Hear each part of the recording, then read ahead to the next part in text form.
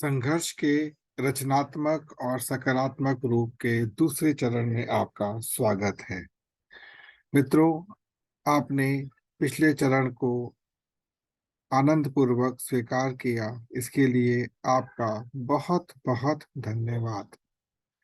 मैं परमपिता परमात्मा से, अपने गुरुओं से केवल एक ही प्रार्थना करूंगा कि आप भविष्य में जब कभी भी इस शब्द के समक्ष आए तो आपको बहुत अच्छा अनुभव हो।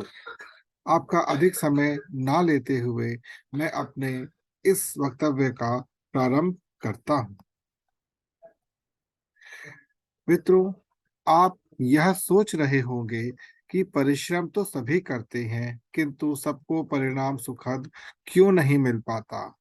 हमारे जीवन में जिस घड़ी हमें इस बात का अनुमान लगता है कि हमारा परिश्रम शायद आवश्यकता से अधिक हमारा श्रम मांग रहा है, तो हमें तुरंत सतर्क हो जाना चाहिए।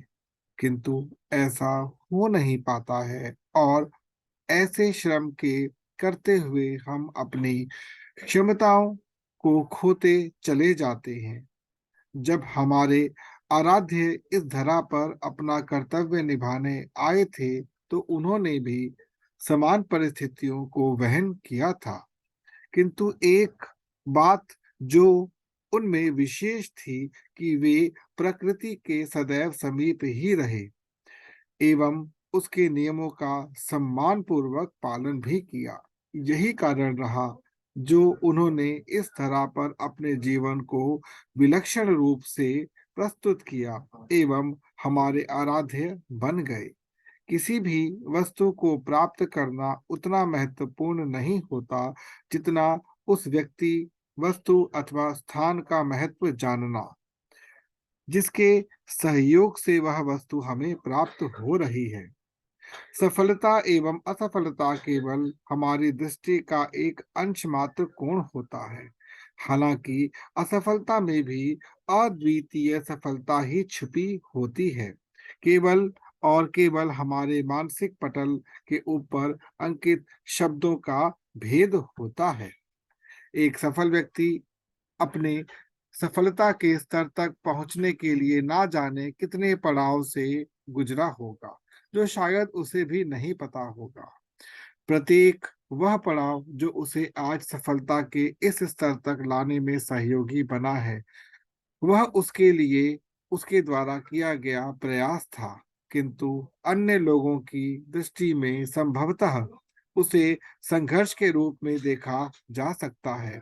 मित्रों, जब तक कोई वस्तु हमें प्राप्त नहीं होती, तब तक वह हमें अपनी ओर आकर्षित करती रहती है एवं उचित मार्ग एवं प्रारूप ना पता होने के कारण हम से दूरी बनाए रखती है।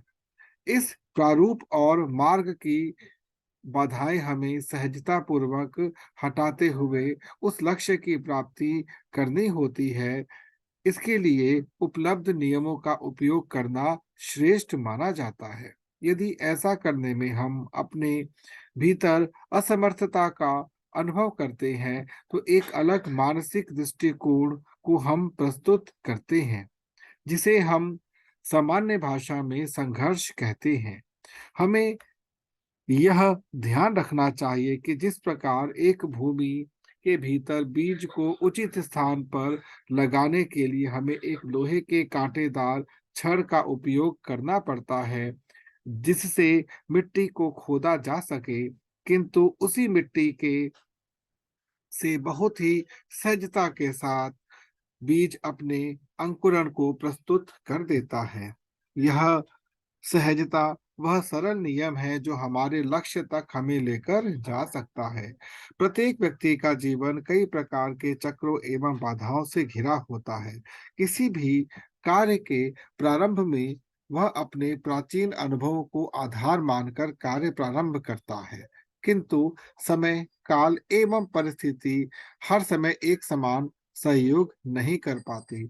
इसके लिए कार्य करने की अवधि के मध्य में ही कुछ नवीन ज्ञान को अर्जित करना पड़ता है।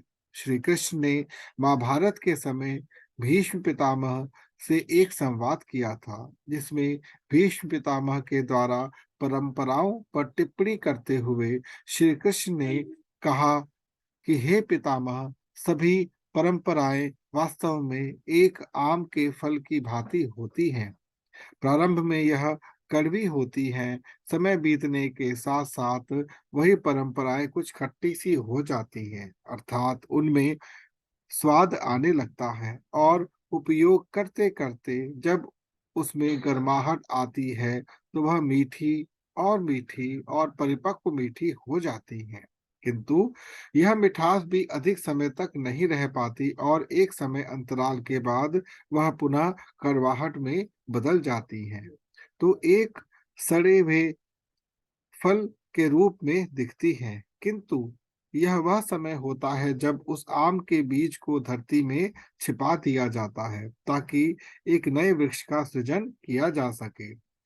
प्रत्येक व्यक्ति का जीवन कई प्रकार के चक्रों एवं बाधाओं से घिरा होता है।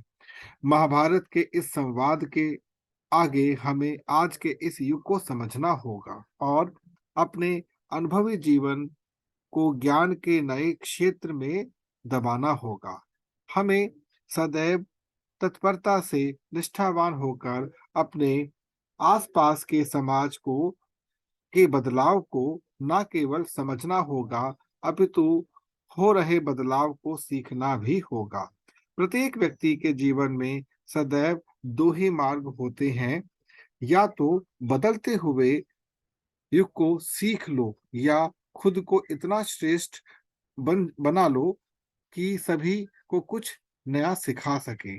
इसका मतलब यह है कि या तो आप अपने आप को एक सम्मानजनक स्थिति में विकसित करें जो दूसरों को आकर्षित कर सके, या आपको मूल्यों वाले लोगों के एक सम्मानित ग्रुप का पता लगाना होगा और खुद को उसका हिस्सा बनाना होगा। अब फैसला आपका है, क्योंकि जिंदगी आपकी है कि या तो खुशी से जिए या जैसे चल रहा है वैसे ही जिए। हालांकि हम आपके साथ कुछ महत्वपूर्ण बिंदुओं पर चर्चा करेंगे ताकि आपके दिमाग से सारा भ्रम दूर हो जाए। इसलिए कुछ नए तथ्य प्राप्त करने के लिए हम अगले चरण में फिर से मिलेंगे। दोस्तों, मैं पूरी आशा और विश्वास से ये बात कह सकता हूँ कि आपने इस चरण को आनंद पूर्वक जिया होगा। यदि ऐसा है तो आपसे मेरा निवेदन है कि इस चैनल को सब्सक्राइब करें, इस कंटेंट को शेयर और लाइक जरूर करें ताकि अधिक से अधिक लोग इससे लाभान्वित हो सके। तो मित्रों, मिलते हैं अगले अध्याय में, तब तक के लिए नमस्कार।